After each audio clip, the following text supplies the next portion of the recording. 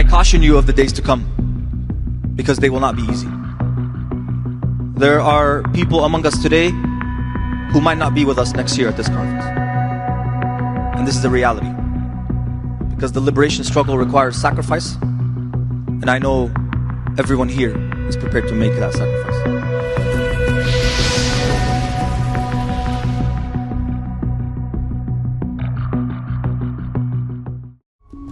In May 2024, over 100 organizations gathered for the People's Conference for Palestine in Detroit, Michigan.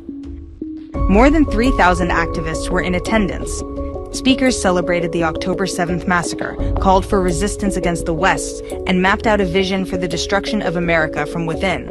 The Palestinians who came to the United States understood their role immediately upon arrival. We, the movement for Palestine in North America and across the world, are here to fight until victory.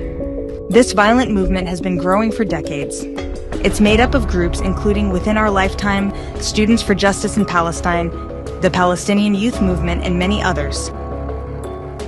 After the October 7th attacks, anti-Israel groups in America were emboldened.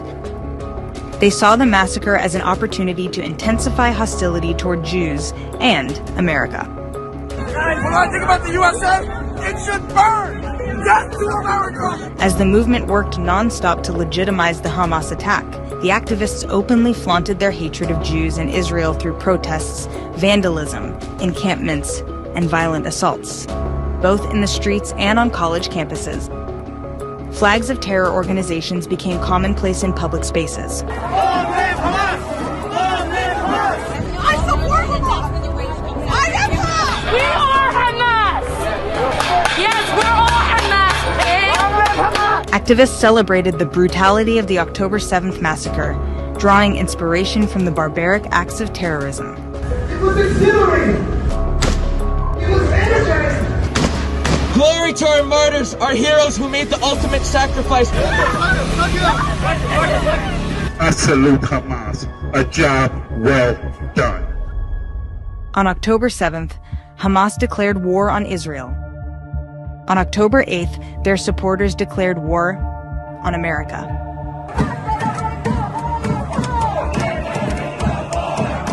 It is time to bring the war home! It is time to smash this empire! The goal of the movement is not just to destroy Israel. Their primary target is the U.S.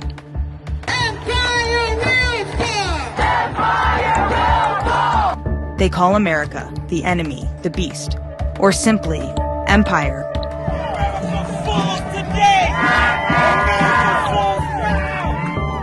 We're in the belly of the beast. We're in the heart of U.S. empire.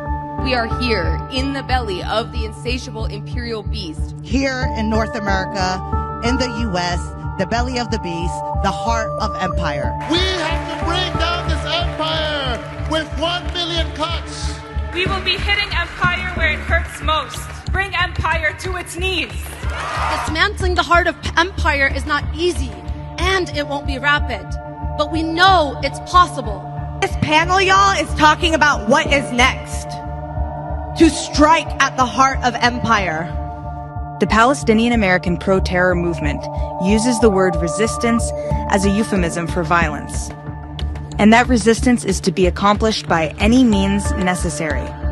You will resist by any, all means necessary. All means necessary. The resistance, in all its forms. Resistance, including armed resistance. Normalized armed struggle. They are not terrorists, they are freedom fighters. Our noble, steadfast resistance. Conference speakers outlined their strategy for bringing the war home. I believe our fundamental role is to generate political and social crisis within the American ruling class. Mass mobilizations is the primary tactic. Street shutdowns, bridge and train shutdowns, airport caravans and shutdowns, encampments, building takeovers, targeting of weapons manufacturers, shutting down events. We will be here in the streets, on our campuses, in our classrooms, in our workplaces every day. We have made the situation untenable for the empire's ruling classes and the political establishment. They have created a disruptive movement made up of students and faculty, turning young minds into anti-American extremists. Our movement has helped transform students into revolutionaries. Iran, Hezbollah, Hamas, and other factions that fight American hegemony in the region. People who are 18 and 19 years old on campuses truly understand these ideas now. Protesters target cultural and historical landmarks, seeking to destabilize the foundations of American society. They are openly hostile to law enforcement and engage in violent opposition toward the police.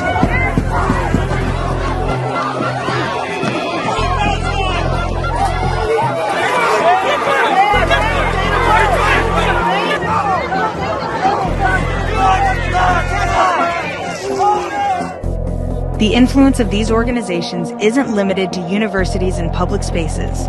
They've even reached the halls of Congress. Congresswoman Rashida Talib.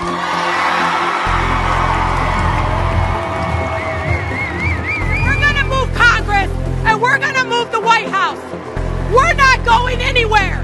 Free, free Palestine! The influence of these violent groups is growing, and they are working towards their goal of dismantling America. Our struggle is a long struggle, and one that stands on the shoulders of thousands of martyrs and thousands of fighters who have committed and who are committing their lives to lay the ground for the revolution we see ahead of us today. Gaza tells us to escalate for it. That can mean so many different things, but what I will tell you is we need to start sacrificing. The threat of violence is not theoretical. In this war of resistance, all Americans are potential targets. Genocide! Genocide!